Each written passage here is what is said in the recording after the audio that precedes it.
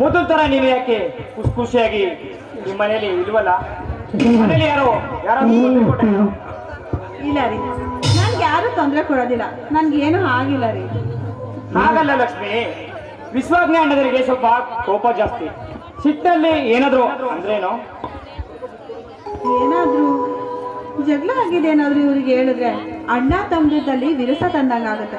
ಬೇಡ ಬೇಡ, ಈ ವಿಷಯ ನನ್ನಲ್ಲೇ ಇರ್ಲಿ, ಅವ್ರಿಗೇನು ಹೇಳೋದು ಬೇಡ. ಏನ್ ವಿಚಾರ ಮಾತಾಡ್ತಿದ್ಯಾ ಲಕ್ಷ್ಮಿ? ರೀ ಅಂತದೇನಿಲ್ಲ ರೀ. ನಿಮ್ಮ ಅಣ್ಣಂದಿರು ಈ ಮನೆ ಮಗಳಂತೆ ನನ್ನನ್ನು ನೋಡ್ಕೊಂತ ಇದ್ದಾರೆ.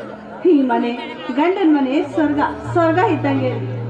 ಲಕ್ಷ್ಮಿ, ಕೈ ಹಿಡಿದು ಬಂದ ಹೆಂಡತಿ ಈ ಮನೆಯ ಮಹಾಲಕ್ಷ್ಮಿ.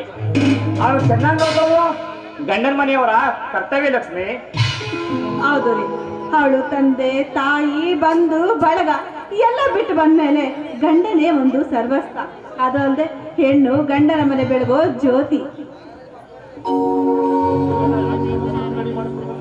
ಲಕ್ಷ್ಮಿ, ಗಂಡನ ಮನೆಯ ಏಳಿಗೆಗಾಗಿ ಮೇಣದ ಬತ್ತಿಯಂತೆ ಉರಿದುಕೊಂಡು ತನ್ನ ಜೀವನವೆಲ್ಲ ಸಹಿಸುವ ಹೆಣ್ಣು ಈ ಜಗದ ಕಣ್ಣು ಲಕ್ಷ್ಮಿ, ಈ ಜಗದ ಕಣ್ಣು. ಅಲ್ಲ ರೀ, ನಿಮ್ಗೆ ಇಷ್ಟೊಂದು ಸಿರಿತನ ಇದ್ರು ನಿಮ್ಮಲ್ಲಿ ಅಹಂಕಾರ ಭೇದ ಯಾವುದೂ ಇಲ್ಲ. ಆದ್ರೆ ನೀವು ದಲಿತ ಜನರಿಗೆ ಧನ ಸಹಾಯ ಮಾಡಿದ್ರೆ ಆ ಜನರು ನಿಮ್ಮ ಹೆಸರು ಹೇಳ್ಕೊಂಡು ಮುಂದುವರಿತಾರೆ ಅನ್ನೋ ಆಸೆ ನನ್ಗೆ ರೀ. ಹಣ ಹೊಂದಿದ್ದರೆ ನಾನು ದೊಡ್ಡವನು ಎಂದು ತಿಳಿದವನು ದಡ್ಡ. ಜನ ಕಾಂಚಾಣಕ್ಕೆ ದಾಸರಾಗದೆ ನ್ಯಾಯ ನೀತಿ ಧರ್ಮ ಇವುಗಳಿಗೆ ದಾಸರಾಗುವುದರಿಂದ ನಾವು ಹುಟ್ಟಿ ಬಂದ ತುಕ್ಕು ಸಾರ್ಥಕವಾಗುತ್ತದೆ ಲಕ್ಷ್ಮಿ. ನೀ ಹೇಳ ಮಾತು ನಿಜಾನೇ. ಮನೆ ನಿಮ್ಮ ಅಣ್ಣ ವಿಶ್ವ ಕರೆದಿದ್ದಾನೆ, ಬೇಗ ಮಿಲ್ಲಿನ ಕಡೆ ಹೋಗ್ಬೇಕಂತೆ. ಲಕ್ಷ್ಮಿ, ನೀನು ಮನೆಗೆ ನಡೆ, ನಂಗೆ ಸ್ವಲ್ಪ ಮಿಲ್ಲಲ್ಲಿ ಕೆಲಸ ಇದೆ, ಹೋಗಿದ್ ಬರ್ತೇನೆ. ಸರಿ ಒಳ್ಳೆ ಲಕ್ಷ್ಮಿ.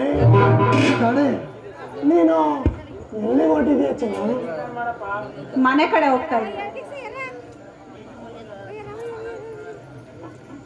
ಲಕ್ಷ್ಮಿ, ನನಗೆ ಒಬ್ಬಳೇ ಹೋಗಿ ಏನ್ ಮಾಡ್ತೀಯ ಚಿನ್ನ? ಅಲ್ಲಿ ನನ್ನ ಜೊತೆ ಇದ್ದರೆ ಸ್ವಲ್ಪ ಸಮಯ ಜಂಟಿ ಆದರೂ ಸುಗಬಹುದೇ? ಮಿಸ್ಟರ್, ಅಂದ್ರೆ ನಿಮ್ಮ ಮಾತಿನ ಅರ್ಥ? ಅಯ್ಯೋ ಹುಚ್ಚಿ,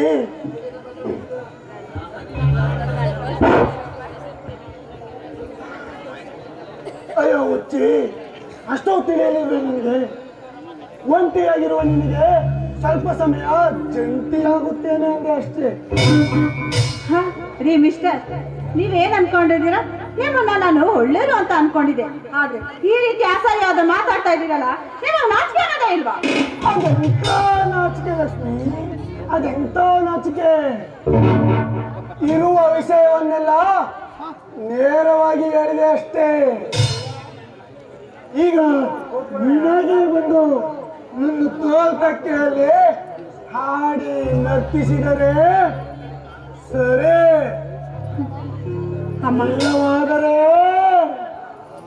ಅಮ್ಮ ತಾಯಿ, ಇಂಥ ಕಟುಕರಿಗೆ ಇನ್ನೇನೇ ಶಿಕ್ಷೆ ಕೊಡಬಾರ್ದ? ಇವ್ರುಗಳು ನಮ್ಮಂತವ್ರಿಗೆ ಈ ರೀತಿ ಕೆಟ್ಟದಾಗ ನೋಡಿದ್ರೆ ಆ ದೇವ್ರು ಮೆಚ್ಚಿದಾನ? ಆದ್ರೆ ನೀ ನನ್ನನ್ನ ಎದುರಿಸ್ತಾ ಇದೀಯ. ಈ ವಿಷಯ ಏನಾದ್ರು ನಮ್ಮ ಅಣ್ಣಂದ್ರಿಗೆ ಏನಾದ್ರು ಗೊತ್ತಾಯ್ತು ಅಂದ್ರೆ ನಿನ್ನ ಜೀವ ಸಹಿತ ಸುಟ್ಟು ಸಮಾಧಿ ಮಾಡ್ಬಿಡ್ತಾರೆ. ಅವರು ಸಮಾಧಿ ಮಾಡುವ ಬದಲು ನೀನು ನಾನು ಹೇಳುವ ಒಂದು ವಿಷಯವನ್ನ ಕೇಳು, ನಂತರ ನಿನಗೆ ತಿಳಿದಂತೆ ಮಾಡುವೆ.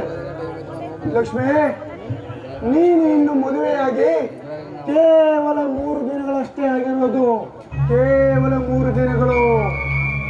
ನಿನಗೆ ಗಂಡನ ಜೊತೆ ಮುತ್ತೈದೆಯಾಗಿ ಬರುವ ಆಸೆನೋ ಅಥವಾ ಮುಂದೆ ಆಗುವ ಆಸೆನೋ? ಅಮ್ಮ ಹಾಲದರಮ್ಮ, ಈ ಕಟುಕರಿನಿಂದ ನನ್ನ ಮುತ್ತೈದೆ ತನ್ನೇ ಹಾಳಾಗ್ತಾ ಇದೆ. ಇದನ್ನ ನೀನೇ ನನಗೆ ಕರುಣೆ ತೋರಿಸ್ಬೇಕಮ್ಮ, ನೀನೇ ಕರುಣೆ ತೋರಿಸ್ಬೇಕು. ಲಕ್ಷ್ಮಿ, ಆ ನಿನ್ನ ತಾಯಿ ಅಭಯಹಸ್ತ ನೀಡಿದರೇನಂತೆ?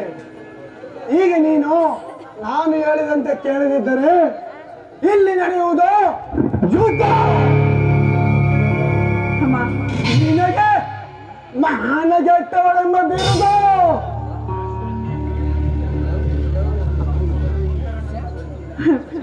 ಅಮ್ಮ, ಇಂಥ ಕಾಮುಕರು ಕಟುಕರು ಇಲ್ಲಿ ಬದುಕಿರೋದ್ರಿಂದಾನೆ ತಾನೆ ನಮ್ಮಂತವ್ರಿಗೆ ಇಷ್ಟೊಂದು ಶಿಕ್ಷೆ ಆಗ್ತಾ ಇರೋದು. ನಿನ್ನ ದಯೆ ಕರುಣೆ ಅನ್ನೋದು ನಮ್ಮೇಲೆ ಇರ್ಬೇಕಮ್ಮ. ಇಂಥ ಕಾಮುಕರಿಗೆ ಸರಿಯಾದ ಶಿಕ್ಷೆ ನಾನೇನು ಕೊಡ್ಲೇಬೇಕು. ಹೇ, ಲಕ್ಷ್ಮಿ, ಏನ್ ಯೋಚನೆ ಮಾಡ್ತಾ ಇದೀಯ ಚಿನ್ನ? ಕಟುಕನ ಕೈಗೆ ಕುರಿ ಕೊಟ್ಟಾಗ ಅದು ಹಿಂದೆ ಮುಂದೆ ನೋಡದೆ ಕತ್ತರಿಸಾಕಕ್ಕೂ ಬಿಡಲ್ಲ ಅಂತ ಇವನು. ಹೇಗಾದ್ರೂ ಮಾಡಿ ಇವನಿಂದ ತಪ್ಪಿಸ್ಕೊಳ್ಳೋದು ನೋಡ್ಬೇಕು. ಇಲ್ಲಾಂದ್ರೆ ಜೀವನ ಪೂರ್ತಿ ಇವನು ಕೊಟ್ಟ ಬಿದುರಿಂದ ನಾನ್ ಬದುಕ್ಬೇಕಾಗತ್ತೆ. ಮೊದ್ಲು ಇವನ್ ದಾರಿಗೆ ಹೋಗೋಣ. ಏನ್ ಯೋಚನೆ ಮಾಡ್ತಾ ಇದೀಯ ಚಿನ್ನ? ಏನ್ ಯೋಚನೆ ಮಾಡ್ತಿದೀಯ? ಆಗ್ಲಿ, ನಿನ್ನಿಷ್ಟದಂತೆ ನಡೀಲಿ. ಆ? ಏನೋ ನನ್ನ ಮಾತಿಗೆ ಒಪ್ಪಿಗೆ ಇದೆಯಾ? ಬಹುತ್ ಅಚ್ಚಾ ಹೈ. ಮತ್ತೆ ತಡ ಏಕೆ ಚಿನ್ನ? ಶುರು ಮಾಡು ಸುಮಧುರ.